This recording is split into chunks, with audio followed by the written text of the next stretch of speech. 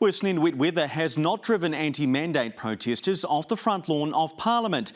The standoff between protesters and police has carried on to a fifth day. Police asked protesters not to bring children onto the site, but there were several there today. And with a heavy rain watch hanging over Wellington, the weather may end up being the deciding factor. Mitchell Alexander reports.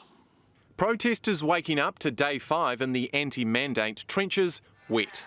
Despite excavation work, heavy rain and Parliament sprinklers dousing their makeshift campsite, but not their confidence.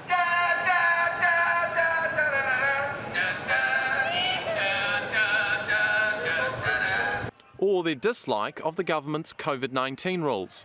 We're running around with a mask on, but if I drop my guts, you can smell it, so the little mask is not really working. It just doesn't feel right. So I'm really passionate about the lack of freedoms, the restrictions on us. The confidence growing as more support arrived.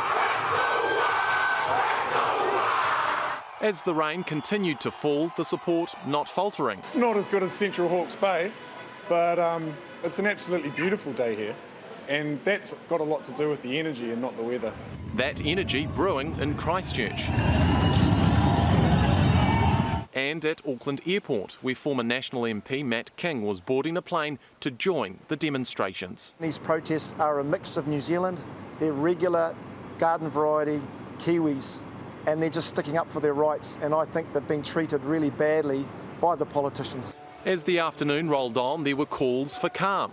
We're here for peace, and we need to make sure that we give our brothers and sisters behind us no reason to step in and push us around. But that peace didn't extend to the media, or from Cyclone Dovie as the rain got heavier, which was too much for some. Protesters using hay to try and plug the water flow. But with Met Service warning up to 180 millimetres of rain could fall overnight, these trenches could turn into a mud bath. Mitchell Alexander, Newshub.